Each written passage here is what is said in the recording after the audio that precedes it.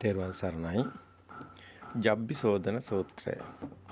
මජ්ක්‍ධිම නිකායේ තුන්වෙනි කාණ්ඩයේ බුද්ධ ජයන්ති ත්‍රිපිටක මාලාවේ 12 වෙනි ග්‍රන්ථයේ 149 වෙනි පිටුව. මේ ජබ්බිසෝදන සූත්‍රය අපි මේ තුන්වෙනි කොටස මේ ඉදිරිපත් කරන්නේ. පළවෙනි කොටසේ දෙවෙනි කොටසෙත් ඔබට අහන්න ලැබුණා. රහතන් වහන්සේ නමක් කෙසේ හඳුනා ගනිමද? බුදුන් වහන්සේ යම් මහණෙක් පැමිණ මම රහත් කියලා කිව්වට පිළිගන්න එපා කියලා දේශනා කළ වදාලා. මහණෙනි එය පිළිකෙව් කරව බැහැර කරන්න. අභිනන්දනය නොකළව එය බාර ගන්න එපා කිව්වා. දැනුත් ඉන්නවා මම රහත් කියන අය ඕන තරම්. බුදු සමයේත් ඉඳලා තියෙන බව ඒකට අපිට පැහැදිලි වෙනවා. බුදුන් වහන්සේ ඊට පස්සේ කියනවා මෙන්න එසේනම් ඒ මහණගෙන් ප්‍රශ්න කළ යුතුයි කියලා. හැබැයි ආකාර 10කට වැඩිය බුදුන් වහන්සේ ප්‍රශ්න කළ යුතු ආකාර ගැන පැහැදිලි කරනවා. එයින් ආකාර දෙකක් අපි මුල් කොටසේදී පැහැදිලි කරා. එතනදී සතර වෝහාර ගැන ඊට පස්සේ පංච උපාදානස්කන්ධ ගැන කෙසේ විය යුතුද රහතන් වහන්සේගේ පැහැදිලි කිරීම කියන එකත් බුදුන් වහන්සේ පැහැදිලි කරනවා. සතර වෝහාර ප්‍රශ්න කරනවා වගේම ඒ දෙන පිළිතුරත් මෙන්න මෙසේ විය යුතුයි කියන එක පැහැදිලි කරනවා.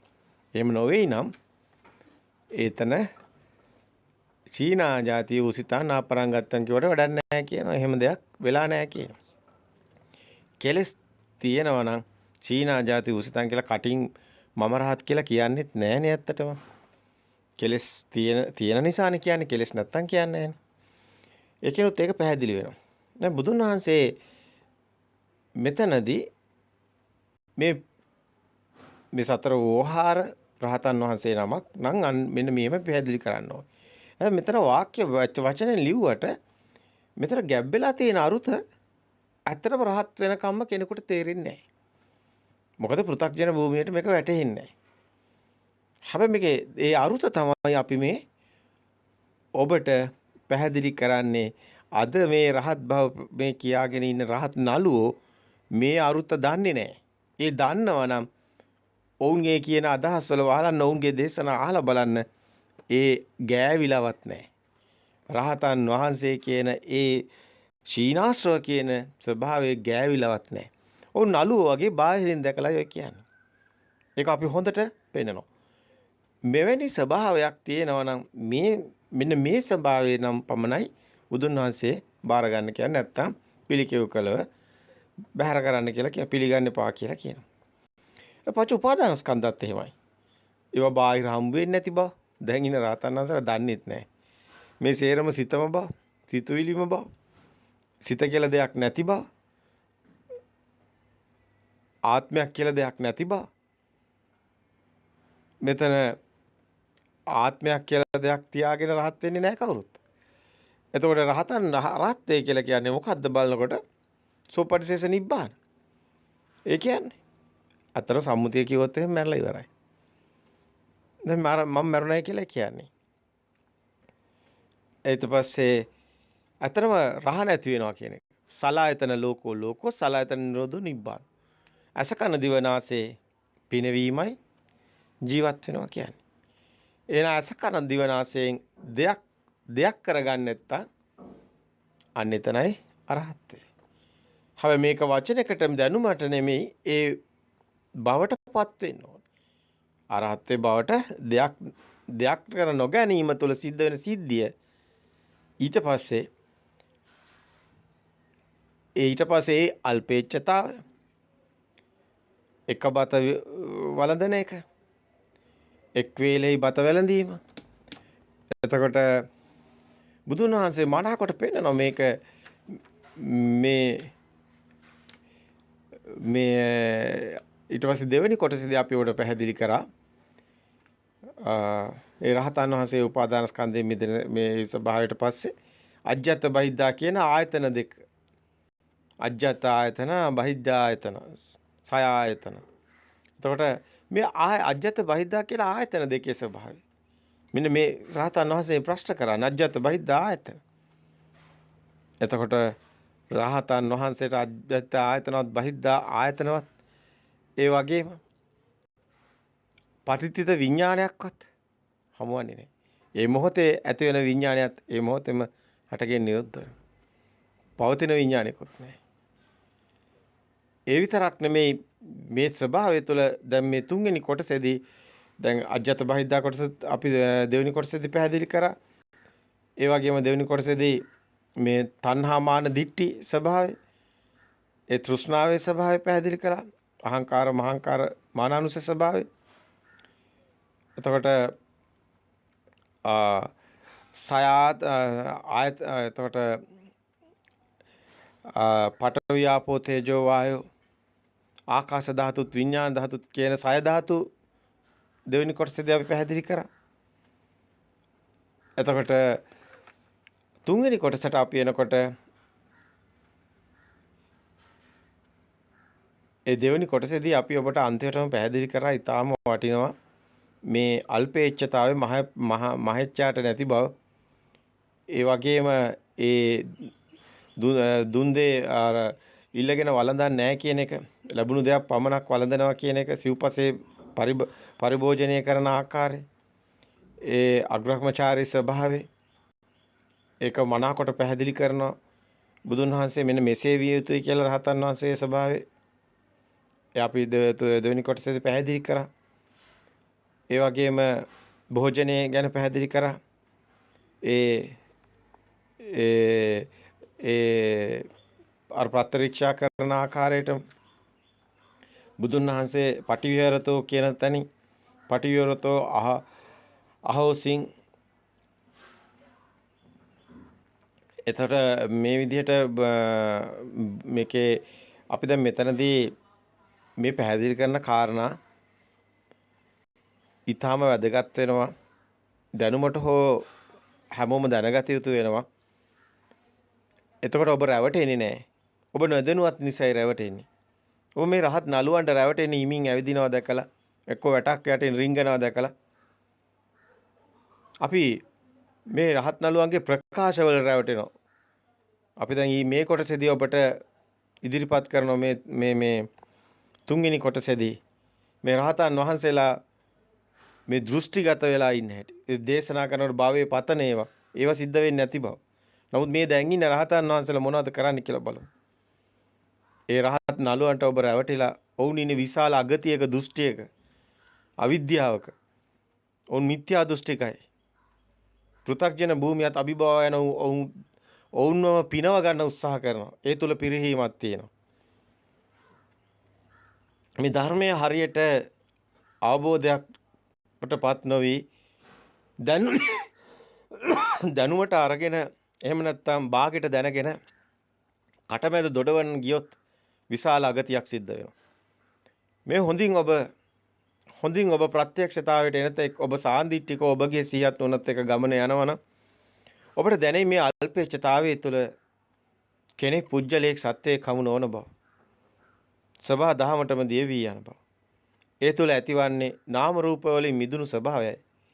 ඒ නාම රූප වලින් මිදුණු ස්වභාවය තුල රූපයක් හදාගෙන කෙනෙක්ගේ පින්තූරයක් දාගෙන ඒ ලාභ කීර්ති ප්‍රශංසා බලාපොරොත්තුවක් කවදාවත්ම ඇති වෙන්නේ නැහැ. කෙසේවත් ඇතිවන්නේ නැහැ. රහතන් වහන්සේ නමකට ඒ කෙසේවත් සිදුවන්නේ නැහැ. ඒ කෙදිනකවත් සිදුවන්නේ නැහැ. කෙසේවත් සිදුවන්නේ නැහැ. ඇත්තටම කිව්වොත් ඒ ලැජ්ජාවට කරුණක්. රහතන් වහන්සේ නමක් නම් රහතන් වහන්සේට ලැජ්ජාවක්. ඒ කියන්නේ උන්වහන්සේ කැමති වෙන්නේ නැහැ. බුදුන් වහන්සේ භික්ෂුන් වහන්සේලා අතර යම්කිසි අඩදබරයක් සිද්ධ වුණොත් බුදුන් වහන්සේ ගහ ගන්න යනවද, රණ්ඩු කරන්න යනවද, බැන ගන්න යනවද? නැහැ. බුදුන් වහන්සේ හිමීට අන්දවණේට වඩිනවා. අන්නේ අය රහතන් වහන්සේගේ ස්වභාවය. පෘථග්ජන භික්ෂුන්ට අන්තයක් තියෙනවා, දෙයක් තියෙනවා. ඒක නිසා මේ විවිධාකාර දේවල් කරන්නේ, රඟපාන්නේ, දඟලන්නේ ඒ ආයතන ඔස්සේම එන ඒ පිනවීමක් ඔස්සේමයි.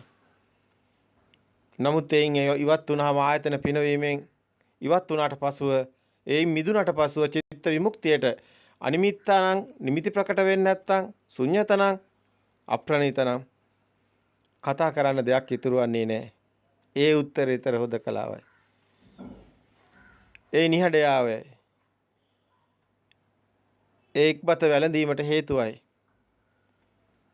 ඒ අල්පේච්ඡතාවයට හේතුවයි. ඒ සැබෑම රහතන් වහන්සේ කෙසේ විය යුතුද කියන එකයි මේ ජබ්බි සෝදන සූත්‍රය තුළ බුදුන් වහන්සේ ගෙනහැර දක්වන්නේ.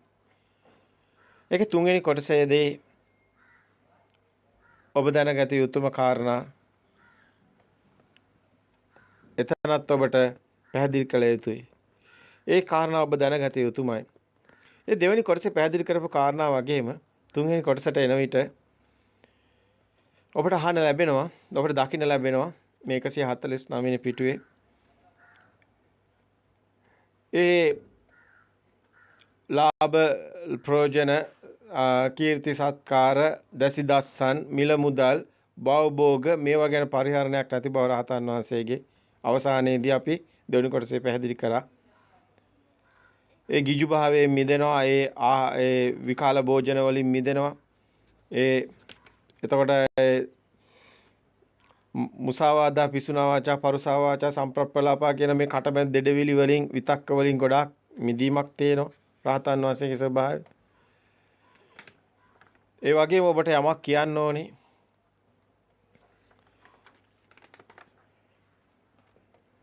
ඒ සබ්‍රහ්මචාරී ස්වභාවය හඳුනා ගන්න.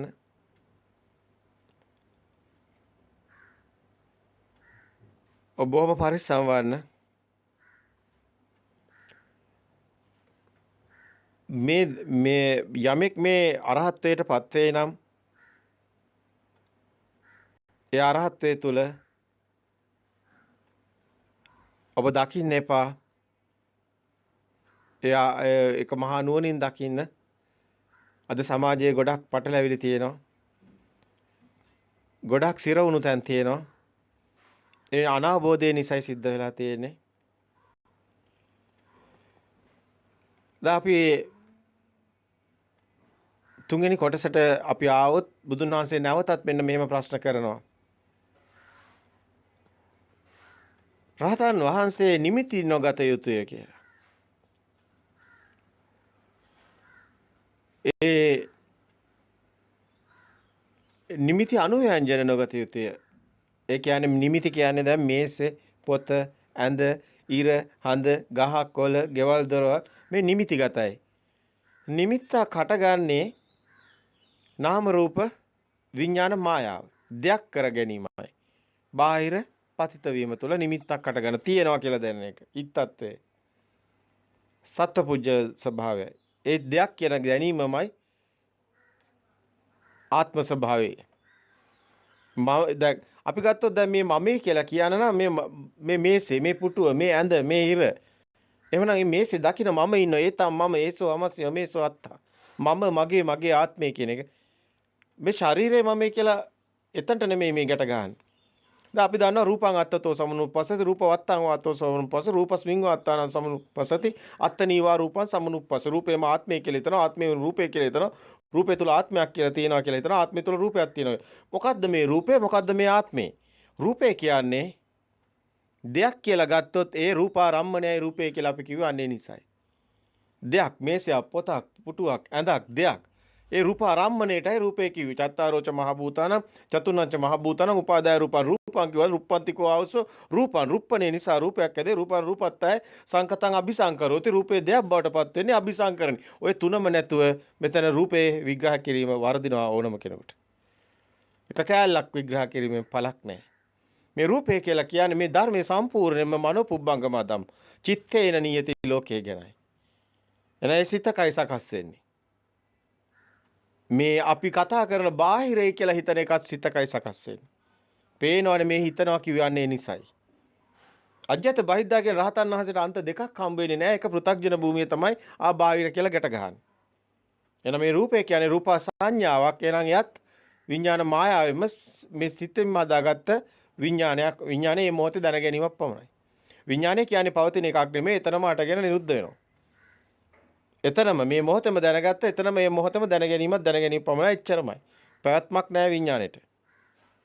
ඒකයි විඥානේ අපි සිතක් කියනකොට අර ගඟක් වගේ ප්‍රවාහයක්. ඒ විඥාන ප්‍රවාහයකට තමයි සිතක් කියන්නේ. පවතින විඥානයක් නැහැ.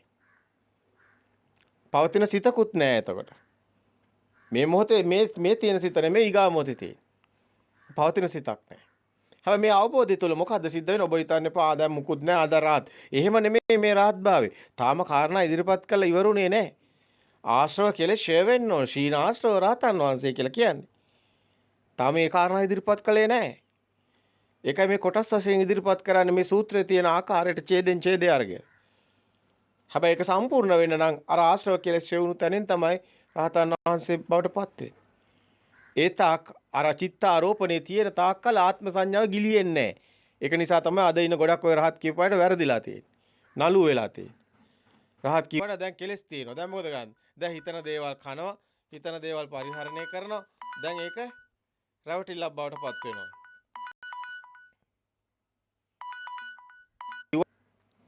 ඉතින් මේක දකින්න ඕනි මහා නුවණකින්. මේ කුමක්ද මේ පවසන කාරණාව කියන එක. එතකොට දැන් මෙතන මේ නිමිති අනුව්‍යංජන ගන්නේ නැහැ කියන තැන. එතකොට රහතන් වහන්සේට මෙතන දෙයක් හම් වෙන්නේ නැහැ කියන එක. අර ධම්ම කියේ පටිච්චසමුප්පාද ධම්මේසු ධම්මං කියේ දෙයක් තිබ්බොත් ධර්ම. දෙයක් නැත්තම් ඉදප්පච ඉමස්මින් සති ඉදං හෝති ඉමස්මින් අති ඉදං නවොත් ඉමස් උපජ්ජය ඉදං හෝ ඉමස් නිරෝධය ඉදං නිරුජ්ජති. මේ ඇති කල්ලි මේ වේ මේ නැති කල්ලි මේ නොවේ මේ ඉපදුණු කල්ලි මේ ඉපදේ මේ නිරුද්ධුණු කල්ලි මේ නිරුද්ධ වේ. මොකද්ද මේ කියන සමීකරණයක් වගේ. ඉදප්පච්චතාව පටිච්චසමුප්පාද ධම්මේසු ධම්මං කියුවේ දෙයක් නැති බවයි. දෙයක් නැති බවයි. ද චිත්‍රයක අඳිනවා පුටුවක්. ඔබ ඇත්තට දකින්නවා පුටුවක්. ද චිත්‍රය අඳපු පුටුවේ පුටුවක් නැද්ද? නෑ පුටුවක් තියෙනවා. එතන පුටුවක් කියලා දෙයක් තියෙනවද? හැබැයි චිත්‍රයක පුටුවක් කියලා දෙයක් නෑ. හැබැයි පුටුවක් නැද්ද? එතන පුටුවක් තියෙනවා. මෙන්න මේක තමයි සැබෑ හිස් බැල්ම රහතන් වහන්සේත් ඇත්තට මොකද මේ නිමිති පහ නැතිකම මේ මොකද්ද මේ කියන නිමිති නොගන්නා සුළුයි කිව්වේ කුමක්ද? දැන් පුටුව කියලා නිමිත්තක් නැද්ද කොලේ? තියෙනවා. දැන් ඇත්තට මෙතන පුටුවක් තියනවද දෙයක් නැහැ. දැන් මොකද්ද මේ අනිමිත්තයි කිව්වේ? රහතන් දැන් සාමාන්‍ය ස්වභාවය තමයි විඥානේ නැති වෙන්නේ නැහැනේ. විඥාන අනිදස්සනක් කියන්නේ. විඥානේ අනිදස්සන වෙනවා කිව්වේ ඔන්න ඕක නිසා තමයි ওই වචනේ දැම්මේ. විඥාන කියන්නේ මේ මොහොතේම හට දැනීම මේ මොහොතේ හටගත්ත එක. ඒ කියන්නේ මේ මොහොතක්වත් සිත පවතින්නේ නැහැ. නමුත් මේ මොහොතේ විඥානේ. ඒතොර සිතක් කියලා දෙයක් නැහැ. සිතක් කියනවා නම් විඥාන ප්‍රවාහයකට තමයි සිතක් කියන්නේ. ඒ මොහොතේ එක ක්ෂණයකට නෙමෙයි.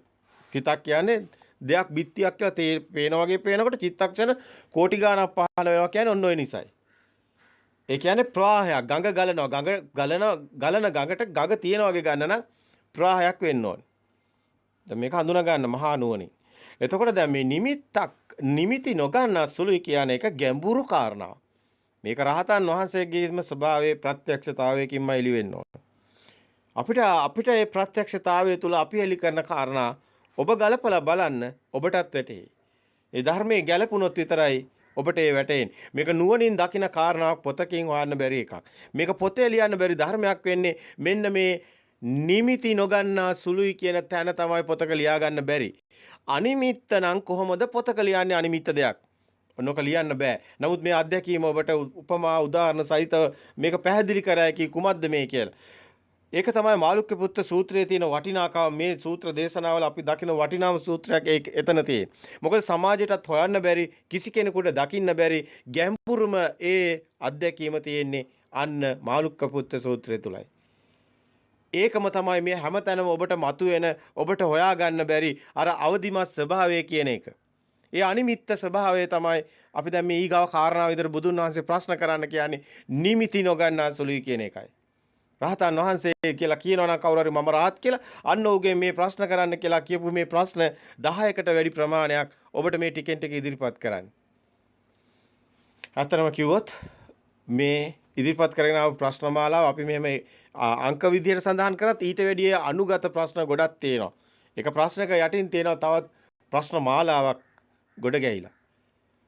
අතරම ඒව ගලපන්න බෑ. ඒව පොතක් බලලා කියන්න බෑ. අත්දැකීමක්ම වෙන්න ඕනි. ඇත්තටම රහත් භාවයටපත් වෙන්න ඕනි. සැබෑ ලෙසම නම් මෙය පැහැදිලි කරන්න. මේ පොතක ලියන්න බෑ. ඒක නිසා පොතකින් හොයන්නත් බෑ. ඒක අත්දැකීමක්. ඔව් අත්දැකීමක්මයි. ඒක කෙනෙකුට පුජ්‍යලයකට අත්දකින්නත් බෑ. කෙනා පුජ්‍යලය නැති වෙන තැන ඒ අත්දැකීමෙන්. ඒක මේ මොහොතේම මේ ෂණේම අත්දකින්න ලැබෙනවා. මැරිලා ලබන දෙයක්ුත් නෙමෙයි. මේ ෂණේම මේ ධර්ම ශ්‍රවණය කරනකොටත් ඒ අත්දැකීම ඇති වෙනවා. ඒකයි අන්න කොණ්ඩඤ්ඤට වැටුණා කියලා කිව්වේ. අන්නා කොණ්ඩඤ්ඤ.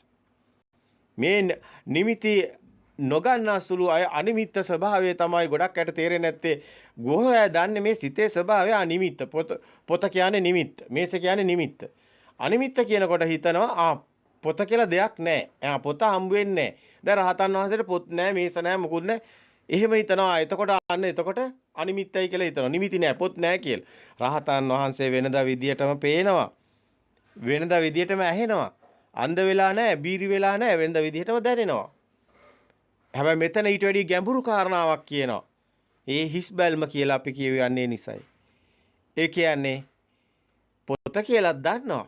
අර චිත්‍රය වගේ චිත්‍ර පුටුවක් තියෙනවා. හැබැයි ඇත්තටම චිත්‍ර පුටුවක් කියලා දෙයක් නැහැ. රත්තරන් පවුමක වටනාකම චිත්‍රයක තියනවද? නැහැ. ඒක පින්තූරයක් විතරයි. හැබැයි පින්තූරේ රත්තරන් මාලයක් තියෙනවා. හැබැයි ඇත්තටම රත්තරන් මාලයක් කියලා දෙයක් පින්තූරේ තියනවද? නැහැ. ඇත්තටම රත්තරන් මාලේ දෙයක් කියලාද පින්තූරේ නැහැ. මෙන්න මේක තමයි සත්‍ය වශයෙන්ම අනිමිත්තයි කියන්නේ. නිමිති අනිමිත්ත බවට පත් වෙනවා කියන එක ඊටාම ගැඹුරු. මේ විඥානේ අනිදස්සන වෙනවා කියන එක. අනිදස්සන වෙනවා කියන්නේ විඥානේ දැන ගැනීම නැති වෙනවා කියන එක නෙමෙයි. විඥානේ දැන ගැනීම මේ විදියමයි. පොත කියලා දන්නවා, පුටුව කියලා දන්නවා. පින්තූරේ වගේ. හැබැයි එතන දෙයක් නැහැ. ඔන්න ඕකයි අනිදස්සනයි කිව්වේ. මේ අනිදස්සන විඥානේ ගොඩක් අයට තේරෙන්නේ නැහැ. මේ අවදිමත් ස්වභාවයේ අනිමිත්තයි කිව්වේ කුමක්ද කියන එක. අනිමිත්තයි ශුන්‍යතයි අප්‍රණීතයි කියන එකයි වැටෙන්නේ නැති අත්දැකීමක් නැතුව කියන්න බෑ. අත්දකින්න ඕනි. මේක හිතලා කියන්නත් බෑ. මේක අත්දකින්නම ඕනි. හිතලා කොච්චර ඔබ කියන්න ගියත් අපි ඔබෙන් අහන එක ප්‍රශ්නෙන් සමහර විට ඔබට උත්තර දී ගන්න බැරි වෙන්න පුළුවන්. ඔබ අසරණ වේවි. අත්දැකීම සිතලා කියන දෙයට හාත්පසින්ම වෙනස්. ඉතින් මෙන්න මේ අත්දැකීම තමයි ඔබ ලැබිය යුතු අත්දැකීම් වන්නේ. ඒකයි අවදිය, ඒකයි හීනේ නැගිටිනවා කියන්නේ සැබෑ ලෝකේ හීනේ කියන්නේ මේ පොත මේසේ අඳ කියලා අපි ඉන්න එක හීනයක්. එම දෙයක් හමු වෙන්නේ නැහැ. නමුත් ඒක ඔබට වැටහෙන්නේ නැහැ. නමුත් අනේ සත්‍ය දකින්නවා කියන එක ගැඹුරු කාරණාවක්. අනිමිත්තයි කියප එක. දැන් පොත නැති වෙලා නෙමෙයි. හැබැයි පොත නැද්ද? නෑ, පොතක් තියෙනවා. හැබැයි පොතක් කියලා දෙයක් තියෙනවද? නෑ, පොතක් කියලා දෙයක් නෑ. ඇයි පොතක් නැද්ද? නෑ, පොතක් තියෙනවා. මොකද්ද මේ කියන කතාව? පොතක් තියෙනවා කියනවා. ඊට පස්සේ එහෙම පොතක් කියලා දෙයක් නෑ කියනවා. ඔන්න ඕක තමයි ගොඩක් අයට තේරෙන්නේ. ඒකයි මාළුක්‍ය පුත්‍ර සූත්‍රයේ ඊටාම ගැඹුරුයි කිව්වේ. ඒක හොයාගන්න බෑ. එතන තියෙන්නේ අවදිය. ඒ ආශ්‍රව කෙලෙස් ෂය වෙන තැනයි ඒ අවදිමත් ස්වභාවය මතුවෙන්නේ. එතකම් මේ අරහත් සමාධියටපත් වෙන්නේ නැහැ කවුරු. හැබැයි එතන තියෙනවා දැක්ම නිවන පෙනිපෙනි නැති වෙනවා කිව්වේ. අන්න ඒකයි අසමාහිත සමාධියයි සමාහිත සමාධියයි කිව්වේ. හිත විසිරෙන කෙනෙකුට මේක හමුවන්නේත් නැහැ. හිතේ රාග දේශම කෙලෙස් වැඩියට හමුවන්නේත් නැහැ. ලෝකෙට බැසගත්ත කෙනෙකුට ඒක ප්‍රකට වෙන්නේත් නැහැ. ඒ දැකුණත්, ඒ ප්‍රකට වුණත්, ඒ හමු වුණත් එය ඊටාම අල්පේච්ඡයි.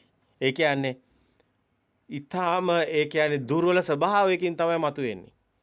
හැබැයි ඒක ප්‍රකට වෙනවා කලාමැදිරි එලියක් වගේ ඔබට ඒ අත්දැකීම ලැබෙන්න පුළුවන්. ඊට ටික විවරිතෝ විජටිතෝ කියන විදිහට ඔබට විවර වෙන්න පුළුවන්. ඒ තමයි නිවන් අත්දැකීම. ඒ රාග දේශමෝ කෙලෙස් ෂය වෙන්නේ මේ දර්ශන ඥානේ සත්‍ය ඥානේ තුල මේ හඳුනාගත්තොත් පමණයි. මේ අකාලික දහම හමුවන්නේ යන්නේ එතනයි. තුන් කාලේ මිදුණු දහමක් හමුවන්නේ යන්නේ එතනයි. අතීතය ගැන හිතුවත් මේ මොහොතේ සිතක්මයි. අනාගතය ගැන හිතුවත් මේ මොහොතේ සිතක් විතරයි. හැබැයි මේ මොහොතේ මේ සිත එහෙමද ඒ සිතත් එතන ඇත්තක් නෙමෙයි.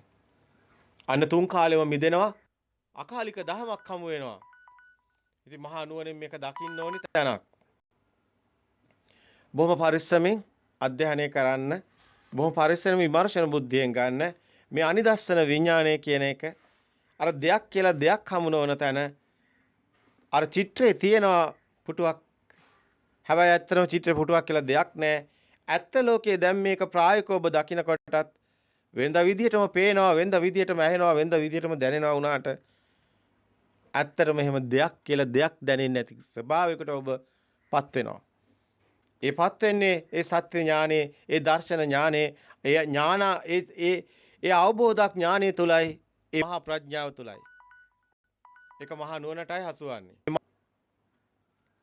ඉතින් ඒක මහා නුවණින් දකින්න ඕනි කාරණාවක්. ඉතින් දැන් මෙතනදී නිමිති නොගන්නා සුළු ඌයෙන් දැන් මෙතනදී මේක යම් හේතුවකින් චක්ෂු ඉන්ද්‍රිය අසංගත කොට වසන තෙල මාකරා ලාමක අකුසල ධර්ම වන ඒ අවිද්‍යා දෝමනස්සේ ලූබඳීනම් ඒ චක්ෂු ඉන්ද්‍රිය සංවරයට ඉන්ද්‍රිය චක්ෂු ඉන්ද්‍රිය ඒ රැක්කෙම් නම් ඒ අවිද්‍යා දෝමනස්සේට ලුහු නොබදී නම් ඒ චක්ෂු ඉන්ද්‍රියේ සංවරයට පැමිණේ නම් ඒ විදිහටම සෝත ඉන්ද්‍රිය, ගාන ඉන්ද්‍රිය, ජීවා ඉන්ද්‍රිය ඒ විදිහටම ආයතන 6ම පෙන්නනවා. ආයතන 6ටම එන අරමුණු වල ඒ සත්‍ය දැකලා මිදෙන තැන, රාග දේශ මොහ ස්වභාවයේ දෙයක් හමු වෙන තැන, රාග දේශ මොහ ඇලෙන ගැටෙන ස්වභාවයෙන් මිදෙන තැන, ඒ අකම්පිත ස්වභාවය තුලයි. එතකොට අවිද්‍යා දෝමනස්සේ ඒ ලාමක අකුසංගේ ලුහු බඳුනා වුනම් ඒ මනේ ඒ විදිහටම කියනවා මනේන්ද්‍රයත් සංවරයට පැමිණීමෙන් ආර්ය ඉන්ද්‍රිය සංවරයෙන් සමන්නාගත වූයෙම් නම් අන අධ්‍යාත්මේත් කෙලෙසුන් විසින් අන අධ්‍යාත්මයත් අන එතකොට කෙලෙසුන් විසින් අනාරක්ෂිතයි කියලා කියනවා මේ ඉන්ද්‍රිය සංවරය ඇති නොවුනොත්. ඉන්ද්‍රිය සංවරය ඇති වෙනවා කියන්නේ දැන් මේ ආයතන රසකන දිවනාසය කයමන කියන මෙන්න මේ ආයතන එන ආයතනයට එන අරමුණු ප්‍රකට වෙන්නේ නැහැ, බැසගන්නේ නැහැ, සත්‍ය කරගන්නේ නැහැ. එතන නිමිති බැසගන්නේ නැහැ. සබ්බේ ධම්මානා ළඟ අබිනිවේසා කියන තැන අන්න නිමිති නොගන්නා සුළුයි කිව්වේ. එතකොට මෙන්න මේ විඥාන අනිදස්සන වෙන තැන. සිතට එන අරමුණේ සත්‍ය දැකලා මිදෙන මග. එතන අපිට එන අසින් දෙයක් බලලා ඒක වර්ණ සිතක්, අපි ගත සද්ද සිතක්, ගන්ධ සිතක්, රස සිතක්, ඒ උණුසුම සීතල තද ගතිය දැන සිත, ඒ සිතුවිල්ලකින් එන ඒ මනෝද්වාරයෙන් එන ඒ ආරම්මණයක්, ඒ ආරම්මණවල දෙයක් ප්‍රකට වෙන්නේ නැත්තම් අන්න එතනයි අනිමිත්තයි කියන්නේ.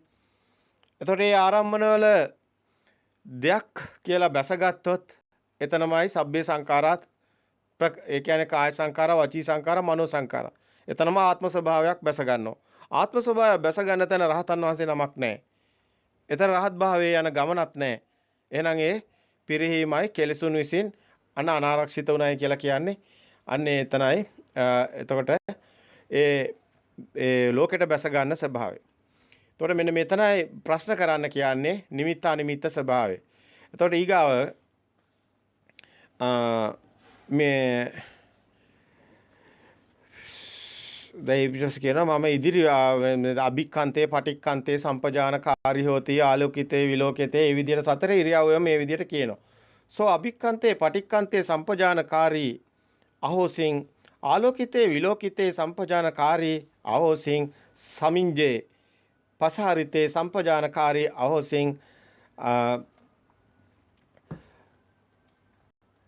එතකොට සංඝහ පටි පත්ත චී දහරේන සම්පජානකාරී අහෝසින් ආයතේ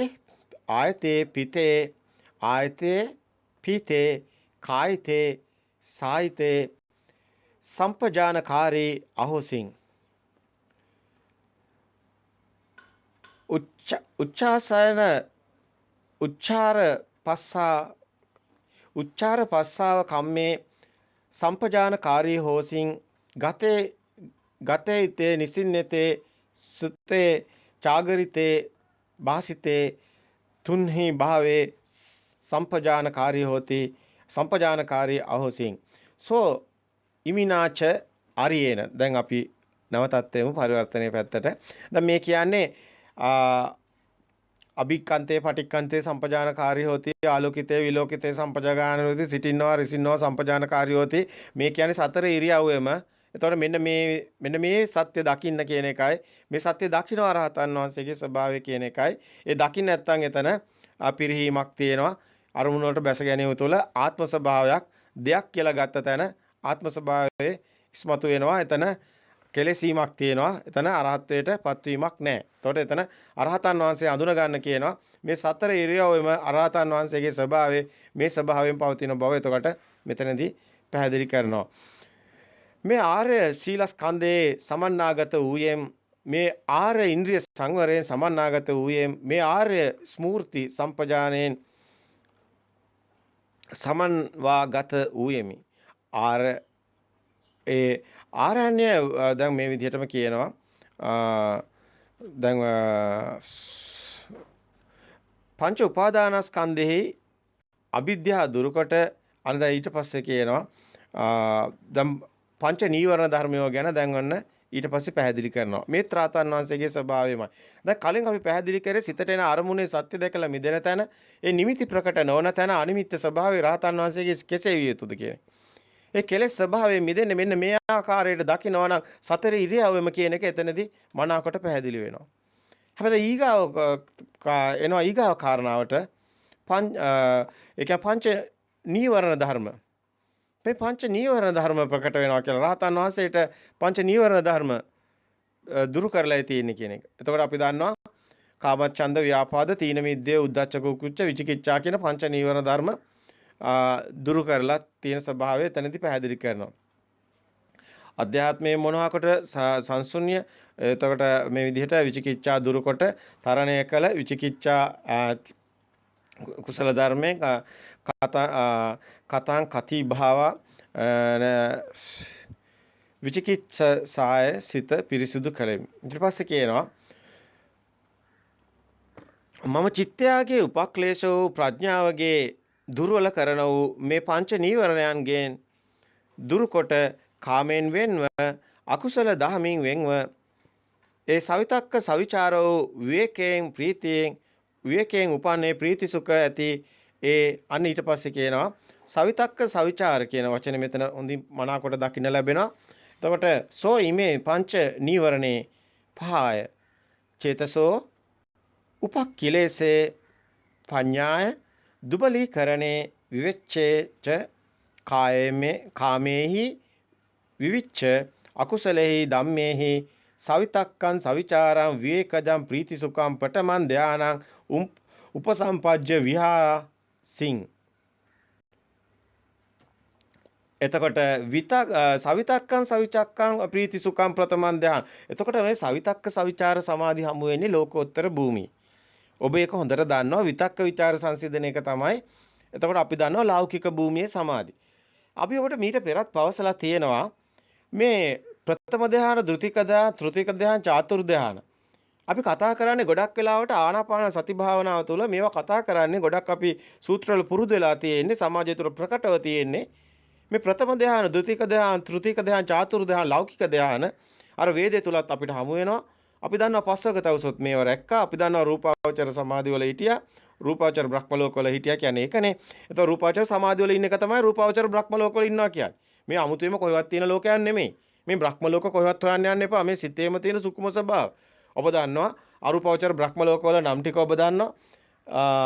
ඒ බ්‍රහ්ම දන්නවනේ ආකාසන්න ආයතන, විඥානං ආයතන, ආකින්ඥායතන, නසන්න නාසන්න ආයතන, නායන් ලෝකෝ, න පරලෝකෝ, නෝබෝ චන්දිම සූර්යෝ දැන් මේ අපි කතා කරනවානේ. ඒ කියන්නේ ආකාසඤ්ඤායතන, විඥානායතන, ආකින්ඥායතන, නසන්නා නාසඤ්ඤායතන කියන්නේ අරූපාවචර බ්‍රහ්ම ලෝක කියලා කියනවා. හැබැයි ඒවා අරූපාවචර ධානවල නම්. එතකොට අපිට තේරෙනවා මේ ධාන නොපෙරුණු ධාන වල කටයුතු කරයි නම් ඒ අන්න එතනයි අරූපාවචර බ්‍රහ්ම ලෝක කියලා පෙන්වුවේ. වෙනම නැතුව එළියේ තියෙන බ්‍රහ්ම ලෝකයක් ගැන නෙමෙයි. ඒ අරූපාවචර බ්‍රහ්ම ලෝක. හැබැයි රූපාවචර බ්‍රහ්ම ලෝකත් ඒ වගේම තමයි. දැන් ප්‍රථම ධානයෙන් යම්කිසි කෙනෙක් අපි හිතමු නොපිරුණු මේ ධානයෙන් ඒ කියන්නේ යමෙක් හුස්ම ගියොත් එහෙම ප්‍රථම දැන් ඒ කියන්නේ ධානයේම පිරිහිලා නැහැ ධාන අවස්ථාවේම හුස්ම යනවා. එතකොට අපි කෝ අර හීනයක් දැක දැක ඉනකොට හීනෙම හුස්ම ගියොත් එහෙම අර හීනේ ඉර වෙලා ඉන්නවා වගේ ධ්‍යාන අවස්ථාව කියන්නේ මේ සුකුම ස්වභාවයක විතක්ක ਵਿਚාර පීසුක ඒකාග්‍රතාව කියන්නේ ප්‍රථම ධ්‍යාන. එතකොට මේ ප්‍රථම ධ්‍යාන අවස්ථාවේම එතකොට සුකුම ස්වභාවයකම හිත හුස්ම යනවා. හුස්ම ගියොත් එහෙම අන්න ධ්‍යාන ස්වභාවයේ ඉර වෙලා ඉන්නේ. මේ කොහෙවත් තියෙන ලෝකයක් නෙමෙයි. බ්‍රහ්ම පාරිසජ්ජ බ්‍රහ්ම පුරোহিතේ මහා බ්‍රහ්මයේ කියලා කිව්වේ. එතකොට මේ බ්‍රහ්මය ටික තමයි දාගෙන හිටියේ නම් ටික. මේක එතකොට සිතේම ස්වභාවයක්. එළිය තියෙන එකක් නෙමෙයි. ඒකයි කිව්වේ 31 ලෝක ධාතුව සිත තුළින් දැක ගන්න කියලා. ඒක අපි දැක්කා මේ සංඛාර උප්පත්ති සූත්‍රය තුල පෙන්නුවා 31 ලෝක ධාතුවම සිත තුළින් දකින්න හැටි. නවසත්තාවාසවලත් අපි ඒක පෙන්නුවා. සංඥාවේ ස්වභාවය. ඒකත්ත සංඥා, ඒකත්ත කාය, ඒකත්ත සංඥා, නානත්ත කාය, නානත්ත සංඥා, ඒකත්ත කාය. දැන් මේ විදිහට අපි සංඥාවේ ස්වභාවය අනුව තමයි 31 ලෝක ධාතුව සිත තුළින් තමයි දැක්කේ. ඒ ස්වභාවය අනුවයි මේ සැකැස්වීම ගැන කතා කරේ. එතකොට අපි බ්‍රහ්ම පාරිසජ්ජ බ්‍රහ්ම පුරোহিතේ මහා බ්‍රහ්මයේ කියන ප්‍රථම ධ්‍යාන අවස්ථාව කියන්නේ විතක්ක ਵਿਚාර පිසුක ඒකාග්‍රතාව කියන මෙන්න මේ අවස්ථාව. එතකොට මෙතන බ්‍රහ්ම පාරිසජ්ජ කියන්නේ එළිය කොහේ හරි තියෙන ලෝකයක්ද නැහැ. බ්‍රහ්ම පුරোহিතේ කියන්නේ එළිය තියෙන එකක්ද නැහැ. මහා බ්‍රහ්මයේ කියන්නේ එළිය තියෙන එකක්ද නැහැ. සිත තුළ සකස් වෙන සංඥා ස්වභාවය. ඒක තියෙන තැනක් නැහැ. මේ ඇඟ කොහේ හරි ඇඟ ඇතුළේද සිත තියෙන්නේ නැහැ. අපි ඒකයි කිව්වේ මේ සිත ඇඟ ඇතුලේ පනවන්න බෑ කියලා. තියෙන ඇඟ ඇතුලේ තියෙන එකක් නෙමෙයි කියලා. ඒකයි අපි ඔබට සිරස දානවා වගේ, දරණ දානවා වගේ, හිරු දානවා වගේ මෙන්න මේ සිස්ටම් එකක් පෙන්වන්නේ. ඒ කියන්නේ ස්වභාවය මේක දැක ගන්න අපි ඔබට නූතන උපමා ආරම් පෙන්වන්නේ මෙන්න මේ සිත කොහෙවත් තියෙන එකක් නෙමෙයි කියන එක. සකස් වෙනවා පමණයි තියෙන තැනක් පනවන්න එපා අන්තරීක්ෂය කියලා කිව්වේ. අපි මේක තවත් ඉස්සරහට දීර්ඝව පැහැදිලි කරමු. නැත්නම් ඔබ අභිඥා දේශනා අහන්න ඔබට ඒක පැහැදිලි වෙයි. දැන් මෙතනදී අපි මේ ධර්මයට අනුව මේක මෙන්න මේ කොටස මෙතන තියෙනවා රහතන් වහන්සේගේ ස්වභාවය පැහැදිලි කරනකොට බුදුන් වහන්සේ මෙන්න මෙසේ විය යුතුයි කියලා කියනකොට මෙතන සවිතක්කන් සවිචාරං සිතට එන අරමුණේ සත්‍ය දැකලා මිදෙන තැන අර ලෞකික සමාධි නෙමෙයි ලෝකෝත්තර සමාධි උපදිනවා. අර බුදුන් වහන්සේ බොජ්ජංග සූත්‍රවල අපිට හමු වෙනවා බොජ්ජංග දෙයන් වදාමි කියනවා. ස්වාමීනි අන්තට පිරිවැඩිනොත් බොජ්ජංග වඩනවා ස්වාමීනි. එසේ මහණෙනි අන්තට පිරිවැඩියන් වජන බොජ්ජංග මේ ඉද බික්කවේ බික්කු මේ ශාසනයේ බොජ්ජංග නෙමෙයි මහණෙනි කියලා බුදුන් වහන්සේ දේශනා කළේ ඇයි? එහෙනම් සප්ත බොජ්ජංග සමතේ වඩන කොටක් තියෙනවා. සප්ත බොජ්ජංග සිතට එන අරමුණේ සත්‍ය දැකලා මිදෙන තැන ඒ ස්කන්ධයේ උදේවැය දකින්න තැන සීලේ රකින්න තැන ආරේකාන්ත සීලේ තුලත් හමු වෙනවා. ආකාර දෙකයි ලෝකෝත්තර භූමියයි ලෞකික භූමියයි.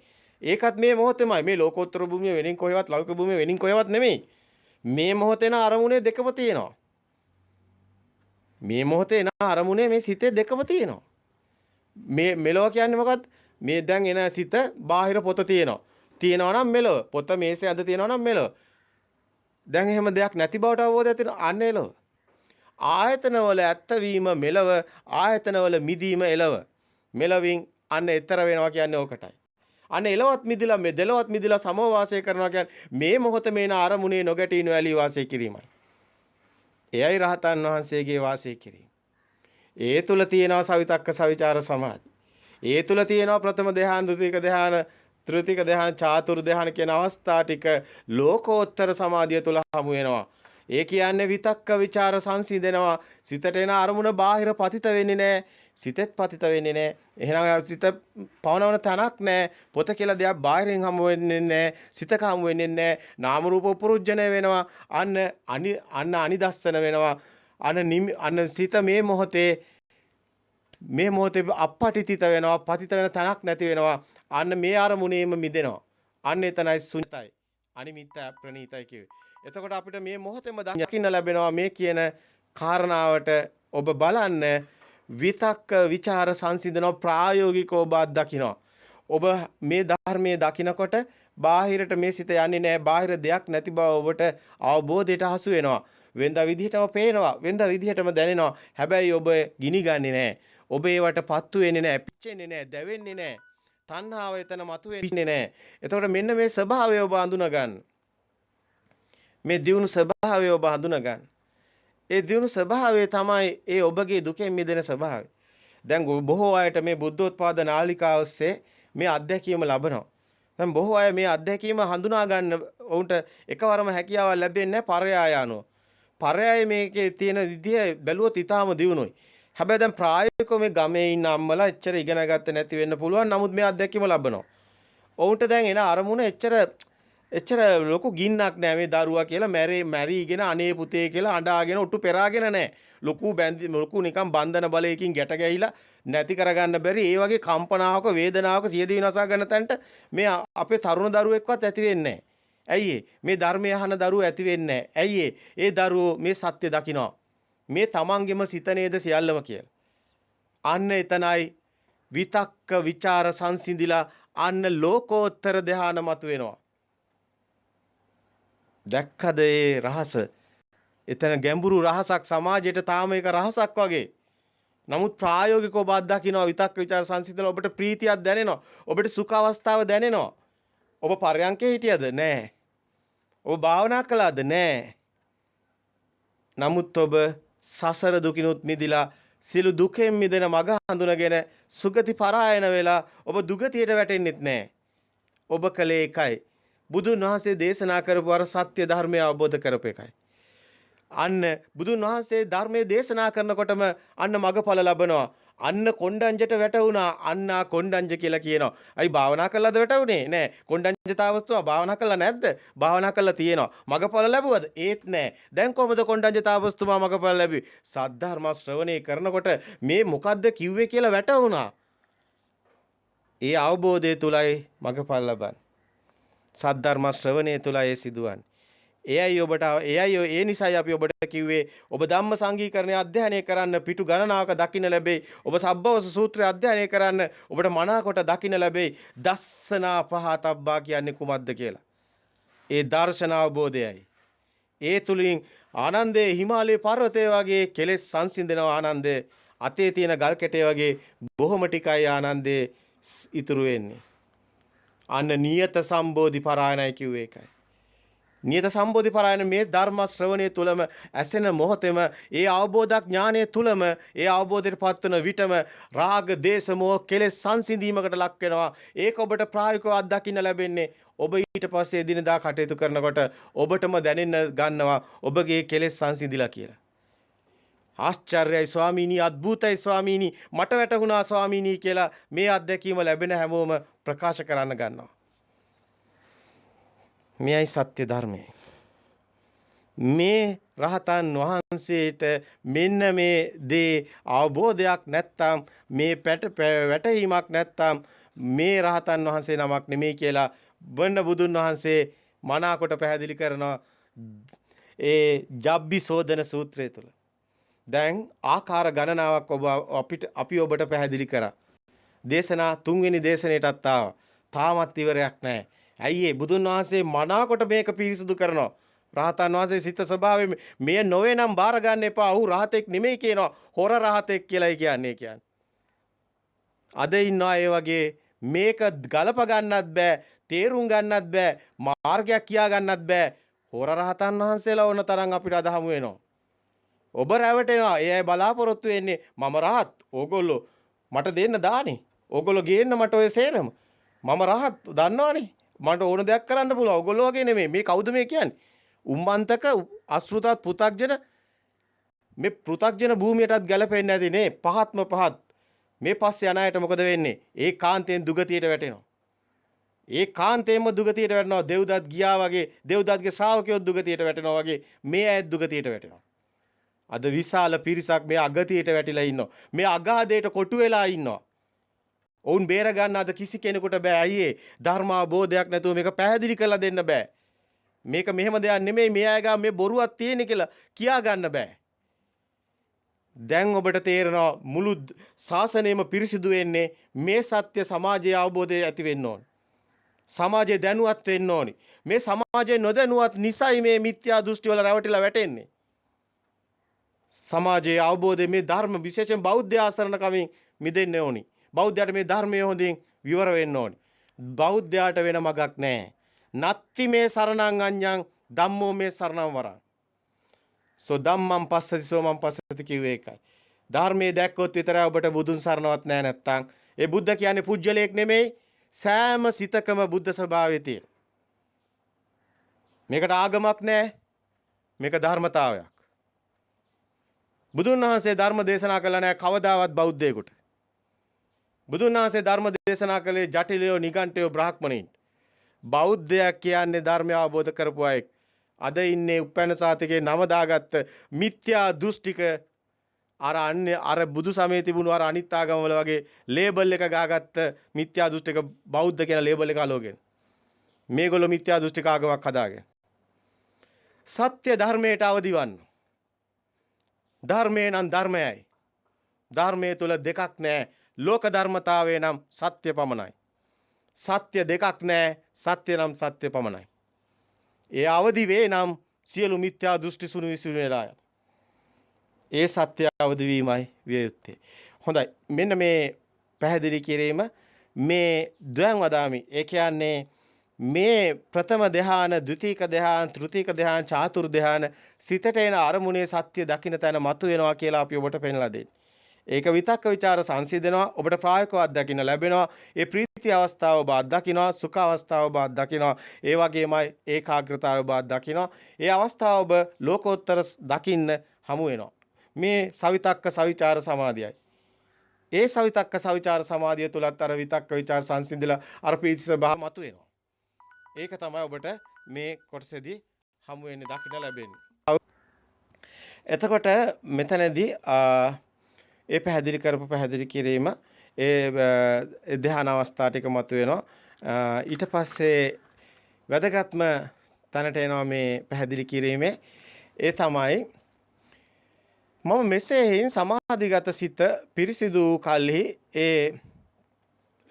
දැන් කියනවා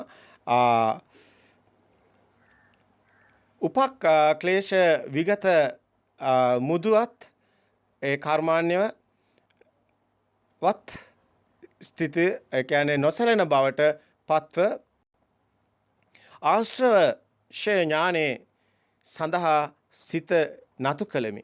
ඒ කියන්නේ අනාසවක්ඛ්‍යා ඥානේ මෙතනදී තමන්ගේම ආශ්‍රව කෙලෙස් ශයන බව තමන්ටම දැනෙන්න ගන්නවා. මේ සිතට එන අරමුණේ සත්‍ය දකින්න තැන.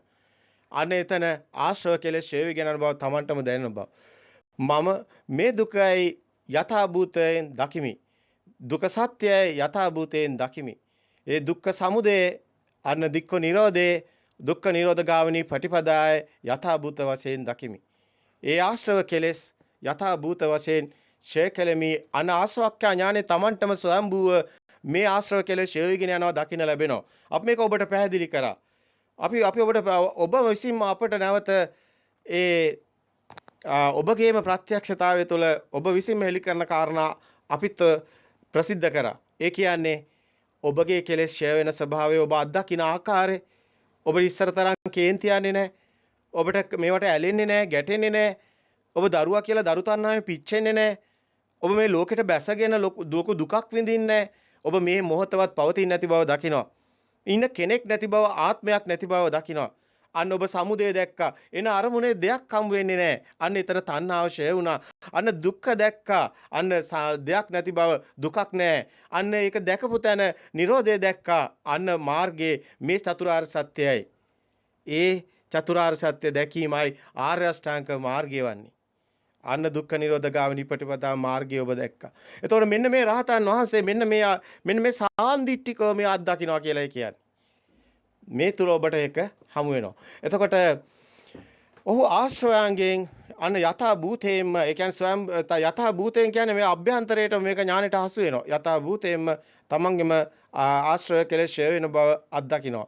ආශ්‍රව සමුදය යථා භූතව අත්දකිමි. ආශ්‍රව දැන් මෙතන ආශ්‍රව ධර්ම ගැන කතා කරනවා. මොනවාද ආශ්‍රව ධර්ම කියන්නේ? කාමාශ්‍රව, භවආශ්‍රව, ditthාශ්‍රව. මේ කොහෙද තියෙන්නේ? මේ සිතේ අරමුණේ තියෙන්නේ. ඔබ මේ මොහොතේ බිත්තිය දකිනකොට ඒ බිත්තිය කියනකොට ඒකට තියෙන ඒ කාමාශ්‍රව, ඊතර තියෙන බිත්තිය කියලා දෙයක් කියලා ගත්ත භවආශ්‍රවේ, ඒකට තියෙන වටිනාකම කාමාශ්‍රවේ. එතකොට කාමාශ්‍රව, භවආශ්‍රව, එතකොට ආත්මයක් වගේ මේ බිත්තිය තියෙනවා නම් ඒක ආත්මීය මේ දෙයක් තියෙනවා වගේ දැනෙන ආත්ම ස්වභාවය. අන්න කාමාශ්‍රව, භවආශ්‍රව, ditthාශ්‍රව අන්න දෙයක් නැති බව දකිනකොට අන්න අවිජ්ජාශ්‍රව ප්‍රහාණය වෙලා. අන්න ආශ්‍රව ධර්ම ප්‍රහාණය වෙන බව අන්න රහතන් වහන්සේගේ අන්න නුවණට හසු වෙනවා මේ කෙලෙස් ශ්‍රේ වීගෙන යන ස්වභාවය ඒ දිය වීගෙන යනවා ඒ කියන්නේ ටිකෙන් ටික ශ්‍රේ ධම්ම වය ධම්ම සංකත ධම්ම ස්වභාවයේ සකස් උනේ අபிසංකරණයක් නිසායි අන්න අபிසංකරණ නිරෝධයට යන තැන ශ්‍රේ වීගෙන යනවා Tamanටම සිහියට හසු වෙනවා ඥාණයට හසු වෙනවා කාලයගේ යවමින් ටිකෙන් ටික ආශ්‍රව කෙලෙස් ශ්‍රේ වීගෙන යනවා ඒක ඔබටම අත්දකින්න ලැබෙනවා. ඉතින් එයයි ආරෂ්ඨාංග මාර්ගය කියලා පෙන්වුවේ ප්‍රතිපදාවක් පෙන්වුවේ මේක ෂේ ධම්ම වය ධම්ම කියන එක මේ කෙලෙස් ෂේ වෙන එක. තමන් යථාභූත ඥානයේ සත්‍ය දකින්න එක පමණයි කළේ. නමුත් ආශ්‍රව කෙලෙස් ෂේ විගෙන යන එක තමන් හිතලා කරේ නැහැ. ඒක નિરાයාසයෙන්ම සිද්ධ වෙනවා කියලායි. එතන මෙතනදී ඔබ දකින්න මේ පැහැදිලි කිරීම රහතන් වහන්සේගේ ස්වභාවයයි මේ පැහැදිලි කරන ස්වභාවය. එතකොට මෙන්න මෙලෙස රහතන් වහන්සේ මේ සත්‍යව මෙන්න මේ ස්වභාවය මෙන්න මෙලෙසයි කෙලෙස් ෂේවුනේ කියලා මේ විදිහටයි මේක වෙන්නේ කියන එක අන්න පැහැදිලි කරාය නම් ඒ රහත් ඵල උතුමන් වහන්සේ නමක් කියලා බුදුන් වහන්සේ පැහැදිලි කරනවා. ආශ්‍රව නිරෝධේ අන්න යථාභූතව දැනගනි. මෙසේ දන්නා වූ මෙසේ දක්නා වූ මාගේ සිත ඒ කාමාශ්‍රය, භවආශ්‍රය, දිට්ඨාශ්‍රය, අවිජ්ජාශ්‍රය කියන අන්න මිදුනේයයි අන්න විමුක්ති කල්ලි විමුක්ති ඥානයයි අන්න විමුක්ති ඥානයේ පහළ වූ බව දැනගනි. අන්න විමුක්ති ඥානේ පහළ වුණා මිදුණු බවට ඥානෙට ආසු වුණා 100ට ජාතිය ශේවිය අන්න කිසිවක් දැන් දෙයක් කියලා අමුවන්නේ නැහැ මේ සෙපුටු ඇඳන් දුව ගෙවල් දොරවල් අඹගහ නාගා මේ ජාතියක් තියෙනවා එහෙනම් දෙයක් හම්බ වෙනවා භවයක් තිබ්බොත් ජාතියක් තියෙනවා කිව්ව එකයි අන්න ජාතිය ශේවිය දෙයක් හමු වෙන්නේ නැහැ දෙයක් හමු නොවන තැන ඔහුට වාසය කරන්න මෙලවක් හමු වෙන්නේ නැහැ අන්න මෙලවත් මිදිලා අන්න එලවත් මිදිලා අන්න දෙලොවම සමව වාසය කරනවා කිව්වා අන්න එතනයි අනුත්තරත්වයේ සදා අමරණීයත්වයේ දැන් සදා අමරණීයත්වයටපත් වෙන හැටි මේ ස්වභාවය තුල ඔබ දැක්කා. ඉතින් මෙතනයි මේක අත්දකින්න දෙයක් මරලා ලබන දෙයක් නෙමෙයි මරණයෙන් මත්තේ වෙන එකක් නෙමෙයි ඒ මිත්‍යා දෘෂ්ටිය මත මේ ධර්මයේ තුල නැහැ සාන්දිටික ධර්මයක් ප්‍රත්‍යක්ෂ ධර්මයක් මේක අදහන එකක් නෙමෙයි විශ්වාසයක් නෙමෙයි අදහිල්ලක් නෙමෙයි මේක මේ මොහොතේම ඔබට ප්‍රත්‍යක්ෂ වෙනවා. ඉතින් ඒ ධර්මයේ තමයි මේ හොඳින් පැහැදිලි වෙනවා ඔබට ඒක අහන්න ලැබෙනවා. ඉතින් මේ හොඳින් අධ්‍යයනය කරන්න මේ සූත්‍රය ඊටාම වටිනවා. ඒවැ තියෙන ගැඹුරු කාරණා අවබෝධයක් ඇතුව ප්‍රත්‍යක්ෂතාවය තුළ ඔබටම පිරිසිදු කරලා දෙනවා. ඔබ යන මඟ නිවැරදි බවත් ඒ වගේම යමෙක් ඒ මඟ පටලවගෙන ඒ මඟ විකාරයක් වගේ දොඩවනවා නම් කටමැද දොඩවනවා නම් පටලවගෙන ඒ මඟ හිර වෙලා අන්න එතනයි අර මග්ග අඥාන දර්ශන. ඒ කියන්නේ මග්ගන මඟ පැටලුණු තැන පටිසංඛානු ඥානේ ඒකටත් අන්න ඔබට 180 වෙනවා. ඒ පැටලී ඇති බව පටිසංඛාව කිව්වේ ඒකයි. එහෙනම් උදේහව ඥානේ, වය ඥානේ, වෛතපට්ඨා ඥානේ, මුඤ්ඤුත කම්මිතා ඥානේ ආදීන පස්සනා ඥානේ අන්න පටිසංඛා ඥානේ අන්න සැක සංකා දුරු වෙලා සත්‍යම දැක්කා අන්න සංකාර උප්පත්ති අන්න එතනයි ඒ සංකාර උපේක්ෂා ඥානේ එයයි සියලු සංස්කාර ධර්මයෝ අන්න මිදුණු තැන එයයි විමුක්ති ඥානං කියලා කිව්වේ. එහෙනම් ඒ විමුක්ති ඥානං කියලා කිව්වේ අන්න මිදෙන බව Tamanටම සිහියට අසු වෙනවා. දැන් සියල්ල එන අරමුණේ සත්‍ය දකින්න ඇති ඒ දැකලා මිදෙන ආකාරය ආශ්‍රව කෙලෙස් ඡේ වීගෙන යන බව තමන්ගේම අභ්‍යන්තරයේ තණ්හාව නැමැති කෙලෙස් ගින්න දිය වීගෙන ගිය බව දැනෙන්න ගන්නවා. ඔබට ඒ අත්දකින්න ලැබෙයි. ඒ ඔබගේම අත්දැකීමත් තුළ පමණයි බාරගත යුතු වන්නේ. විශ්වාසයක් ඇදහිල්ලක් නෙමෙයි. ඉතින් මෙතනත් බුදුන් වහන්සේ මේ ජබ්බිසෝදන සූත්‍රය තුළ අපිට දකින්න ලැබෙනවා පැහැදිලි කරලා තියෙන්නේ නිවන් මගත් ඒ සමගමයි. ඒ සමගම මේ පැහැදිලි කිරීම තුළ නිවන් මඟ පැහැදිලි කරලා තියෙනවා. හැබැයි රහතන් වහන්සේ නමක් මේක පටලවගෙන බොරුවක් කරන්න ගියාට වැඩක් නැහැ. මෙන්න මේ විදිහට ප්‍රශ්න කරන්න කියලා බුදුන් වහන්සේ ඒ ප්‍රශ්නවල මෙන්න මේ ස්වභාවය උට බැරි නම් පහදා දෙන්න ඔව් රහතෙක් නෙමෙයි කියලා කියනවා. එතනින් බුදුන් වහන්සේ ආකාර ගණනාවකින් මේක මේ පැහැදිලි කරන බව ඔබටත් දැන් අහන්න ලැබෙනවා. එතකොට විමුක්ති ඥානයන් කියන අන්න ඥානයට හසු වෙනවා විඳින බව, ජාතිය ෂේ වෙන බව, අන්න බ්‍රහ්මචාර්ය වසනලදී අන්න සිව් මග අන්න කරණී කරනලදී කතකරණී කියන තැනට එනවා. මේ රහත් ඵලයේ සඳහා කළ යුතු අන් කිසිවක් නැතයි අන්න ඔහුගේම සිහියට නුවණට හසු වෙනවා ඥානයට හසු වෙනවා. අවත්නි මෙසේ දන්නා වූ මෙසේ දක්නා වූ මා විසින් මේ සවිඥානික කයෙහි දු බහැර හැම නිමිත්තෙහිදු අහංකාර මමින්කාර මානානුසය නසන්නා ලදෙයි අන්න අන්නේ යමෙක් අවබෝධයටපත් වී ඒ ආකාරයට පැහැදිලි කරා නම් අන්නේ උතුම් රහතන් වහන්සේ නමක් කියලා බුදුන් වහන්සේ පැහැදිලි කරනවා. එහෙම නැතුව මේ ආපු පාරක් දන්නේ තනකොළ ගහ දිහා බලන් ඉන්නකොට රහත්ුණයි කියලා මේ වගේ අද කියන ඉන්නෝනේ අඥාන මෝඩ පෘ탁ජන කමවත් එතකොට පණවන්න බෑ අපිට. රහත් වෙලා බිස්නස් කරනවා දැකලා තියෙනවද? රහත් වෙලා මේ වගේ කෙලස් පිනවනවා දැකලා තියෙනවද? පෙරේතයෝ වගේ උයාගෙන කනේව. මේ සමාජයට දැස් අරින කාලය ඇවිල්ලා. තව දුරටත් මේ සමාජයේ මේ විදිහට අන්ධ කළා රවට්ටන්න යන්න එපා. මේ බෞද්ධ සමාජයේ ඔබ හිතන තරම් ඒ වගේ නිකන් අර ගොන්හරක් රැළකට දාන්න එපා. මේ බෞද්ධයා කියන්නේ අධ්‍යාත්මිකව ඊටාම දියුණු ධර්මයක් අවබෝධ කරගන්න අයයි බෞද්ධයින් වන්නේ. එහෙනම් ඔවුන්ට මේ වගේ නිකන් මේ වගේ ස්වභාවයකටපත් වෙලා තියෙන්නේ ඔවුන්ගේ ආධ්‍යාත්මික පිරිහීම නිසායි. අද මුළු රටේම වැසෙනට හේතුව මෙන්න මේ ආධ්‍යාත්මික පිරිහීමයි. බාහිර දෙයක් නැතිකව මොනවද හොරකම් කරන්නේ? කවදා හරි පුළුවන්ද මේ සිත හොරකම් කියන්නේ තමන්ගේ තියෙන සිත පිනවනේ. මේ සිත පිනවල ඉවර කරන්න පුළුවන්ද? කවදාවත් බෑ.